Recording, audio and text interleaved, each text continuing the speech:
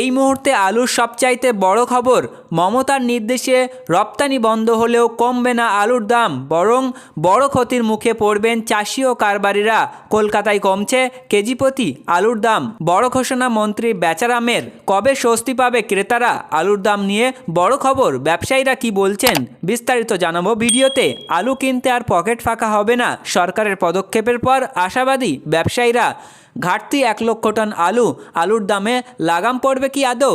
বিস্তারিত জানাবো ভিডিওতে, তাই ভিডিওটি শেষ পর্যন্ত দেখতে থাকুন। তো চলুন জেনে নেওয়া যাক বিস্তারিত খবর। এবার ঘাটতি হলো 1 লক্ষ টন আলুর দামে লাগাম পড়বে কি আদৌ? বাংলার বাজারে আলুর যোগানে টান পড়ার আশঙ্কা দেখা দিয়েছে। নতুন আলু পুরোপুরি বাজারে আসতে আর প্রায় 50 দিন সময় পেরিয়ে যাবে বলে মনে করা হচ্ছে। সেই হিসাবে যা যোগান, তাতে এই মুহূর্তে প্রায় 1 লক্ষ টন আলু কম রয়েছে, ফলে বাজারের দাম বাড়তে পারে সেই সম্ভাবনা রয়েছে বলে মনে করছেন কৃষি বিপণন দপ্তরের অফিসাররা। আরও একটি আশঙ্কার কথা এই যে, নতুন আলু বাজারে এলে তার দাম সাধারণত একটু বেশি থাকে। আলুর দাম নিয়ে চিন্তা থাকছেই। ঘাটতি মেটাতে আপাতত ভিন রাজ্য থেকে নতুন আলু এনে পরিস্থিতি সামাল দেওয়ার পরিকল্পনা করা হয়েছে। প্রশাসনিক তদন্তে উঠে এসেছে, ভিন রাজ্যে ছাড়পত্র নিয়ে বাংলার আলু একাধিক সীমান্তে দিয়ে বাংলাদেশে পাচার করা হয়েছে। সেই কারণে আলুর যোগানে টান পড়েছে। কৃষি বিপণন দপ্তরের এক অফিসার জানান, অভিযুক্তদের চিহ্নিত করে কড়া ব্যবস্থা নেওয়া হবে। আলুর দাম দীর্ঘদিন ধরেই চড়া, তার মধ্যেই ভিন রাজ্যে লাগাতার আলু পাঠানো হচ্ছিল। মুখ্যমন্ত্রী মমতা বন্দ্যোপাধ্যায়ের নির্দেশে তা বন্ধ করে দেওয়া হয়, কিন্তু পুজোর আগে ব্যবসায়ীদের অনুরোধে শর্তসাপেক্ষে ভিন রাজ্যে আলু পাঠানোর ছাড়পত্র দেন মুখ্যমন্ত্রী। শর্ত ছিল বাংলার বাজারের আলুর দাম যেন নাগালের বাইরে না যায়। কিন্তু অভিযোগ, ভিন রাজ্যে তো বটেই, এরপর ব্যবসায়ীদের একাংশ আলু পাঠিয়ে দেন বাংলাদেশেও। সেখানকার একাধিক সংবাদ মাধ্যমে পশ্চিমবঙ্গে থেকে আলু পাওয়ার খবর প্রকাশিত হয়, অথচ এর অনুমতি ছিল না পশ্চিমবঙ্গ সরকারের তরফ থেকে।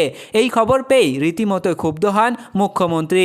তার নির্দেশে রাজ্যে মজুদ আলু হিসেব কষা শুরু হয়। কৃষি বিপণন দপ্তরের হিসেব, রাজ্যে এই মুহূর্তে রোজ 18,000 টন আলুর প্রয়োজন হয়, কিন্তু নতুন আলু বাজারে আসতে এখনও 50 থেকে 55 দিন লাগবে। দপ্তরের হিসেব মতো এই সময়ের জন্য 9 লক্ষ টনের কিছু বেশি আলু রাজ্যের ভাড়ে থাকা প্রয়োজন, কিন্তু বর্তমানে রাজ্যের হিমঘরগুলিতে মজুদ রয়েছে 8,000 টন আলু, অর্থাৎ ঘাটতি 1 টনেরও বেশি। কৃষি বিপণন দপ্তরের তদন্তে জানা গিয়েছে, পেট্রোপোল, হিলি, ঘোজাডাঙ্গা, চ্যাংড়াবান্ধার মতো সীমান্ত দিয়ে আলু অবৈধভাবে বাংলাদেশে পাঠানো হয়েছে। এই প্রসঙ্গে প্রগতিশীল আলু ব্যবসায়ী সমিতির সম্পাদক লালু মুখোপাধ্যায় বলেন, আমরা বাংলাদেশে আলু পাঠাইনি, কেউ চোরাপথে পাঠালে তার দায় আমাদের নয়। এবার রাশ টানা যাচ্ছে না আলুর দামে, কড়া নির্দেশ নবান্নে, বেঁধে দিল মূল্য। আলুর দামে রাশ টানা যাচ্ছে না, তাই ভেবেই নবান্নের কড়া নির্দেশের পর লাগাম টানা যায়নি আলুর দামে। আলুর দাম কোনোভাবেই 30 টাকার উপরে যাবে না, নবান্ন থেকে নিষেধাজ্ঞা জারি করে স্পষ্ট জানিয়ে দেওয়া হয়। অন্যদিকে আলু বাইরে যাওয়ার উপরেও নিষেধাজ্ঞা জারি করা হয়। নিষেধাজ্ঞার পরেও যদি কেউ আলু রপ্তানি করে, তাহলে সেক্ষেত্রে আইন অনুযায়ী কঠোর ব্যবস্থা নেওয়া হবে, কারণ মধ্যবিত্তদের নাগালের বাইরে চলে যাচ্ছে আলুর দাম।